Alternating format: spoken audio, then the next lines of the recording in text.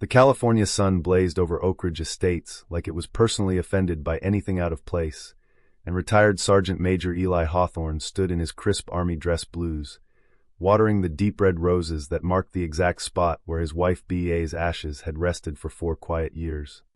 Then Brianna Caldwell, clipboard clutched like a holy relic, stormed across the perfectly manicured lawn and shrieked, "Take off that ridiculous costume right now. This is a respectable neighborhood, not some military reenactment park." Eli set the watering can down with the steady hand of a man who'd once called in airstrikes. "Ma'am, this isn't cosplay. These stripes were earned in 3 combat tours. I wear them every Saturday because the VA says it helps with the nightmares. And I'm on my own property." Brianna's smile was all teeth and zero warmth. "I don't care what you think you did overseas. Rules are rules. Inappropriate attire visible from the street. That'll be a $200 fine, payable immediately." By Monday, the violation notice was taped to Eli's door like a wanted poster. Oak Ridge Estates looked postcard perfect.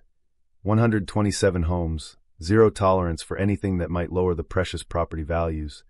But behind the scenes, it was Brianna's personal kingdom. She'd been HOA president for 7 years, ever since she and her developer husband moved in, and immediately rewrote half the covenants to suit their empire. Her measuring tape lived in the glove box of her white Range Rover. She'd find a single mom for Christmas lights that were too festive, cited a Latino family for culturally aggressive ceramic frogs in the yard, and somehow got her own 3-story McMansion approved despite violating every setback rule in the book. Eli, though, he was the model resident. Dues paid early. Grass exactly 2.75 inches. Paint color approved beige 7. He followed every petty decree to the letter, until Brianna decided the wrong guy had finally pissed her off. At the emergency board meeting Wednesday night, the community center smelled like burnt coffee and fear.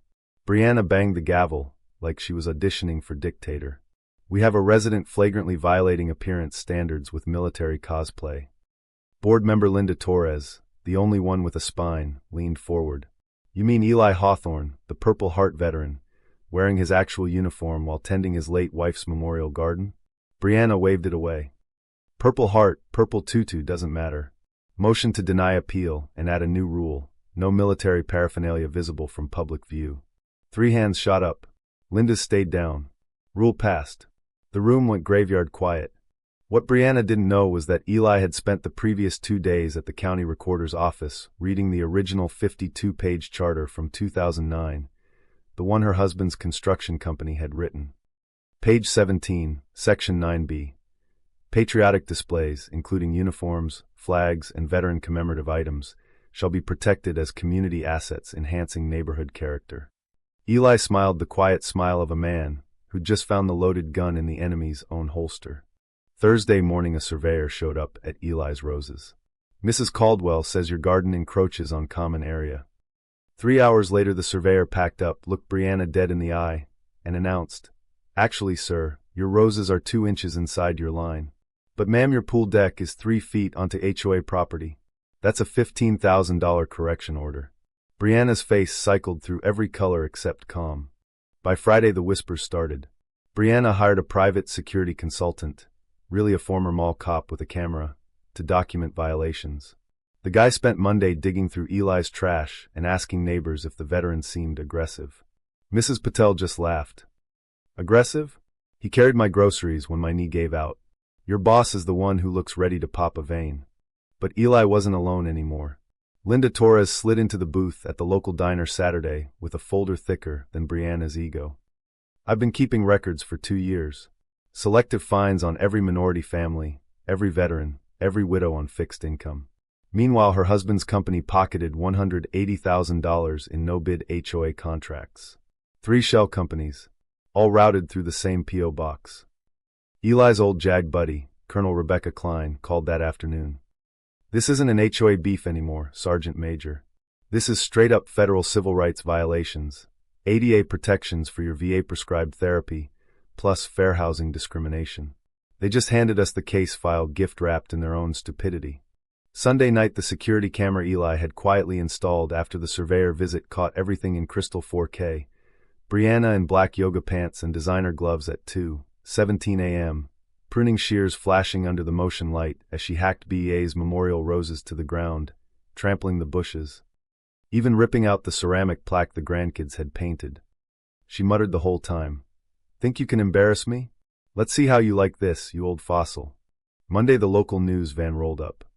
Reporter Mia Delgado, whose own father was a Korean War vet, stood in front of the shredded garden and went live. HOA president caught on camera destroying a Purple Heart Veterans Memorial to his late wife. Sources confirm ongoing federal investigation into embezzlement and civil rights abuses at Oak Ridge Estates. The clip hit 1 million views before lunch. Tuesday evening, the emergency HOA meeting turned into a circus.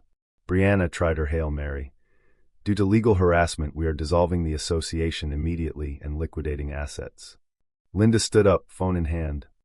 "You can't dissolve an HOA to dodge federal subpoenas. That's obstruction of justice. Look it up, it's in the very charter you rewrote." Brianna's face went purple. "You people are ruining everything I built." Eli walked to the microphone in his dress blues, Purple Heart gleaming. The room fell silent. "Ma'am, I didn't fight for a neighborhood. I fought for a country that says even widows and veterans get to grieve in peace. There's a difference." Then Colonel Klein stepped forward with the thickest folder anyone had ever seen and slid it across the table. HUD complaint filed. FBI Public Corruption Unit notified. Video evidence of vandalism. Bank records. Selective enforcement spreadsheets spanning 3 years. "You targeted protected classes, Mrs. Caldwell. That's a federal felony." The gavel never came down. 2 FBI agents in plain clothes were already waiting in the hallway. Handcuffs clicked. Brianna's designer heels scraped the tile as she was let out, still screaming about property values and standards. 6 months later, Oak Ridge Estates didn't look like the same place. New board, Linda as president, 3 veterans, 2 teachers, rewrote the covenants to protect personal expression, patriotic displays, and common sense. The embezzled $112,000 was recovered and used to create the B. Hawthorne Memorial Scholarship for military spouses. Every Saturday morning, Eli still puts on the dress blues and waters the new roses neighbors helped replant. Kids ride bikes past and salute. A young veteran just moved into Brianna's old McMansion. He asked if he could join the Saturday gardening circle. The California sun still beats down, but now it feels warm instead of judgmental. Property values? They actually went up. Turns out people will pay more to live somewhere kindness is legal. True or false? The HOA president was simply protecting community standards, and the veteran overreacted by bringing in the feds. Or did the real power abuser finally get exactly the karma she spent years handing out to everyone else? Drop your answer and your own HOA nightmare below. You're not alone.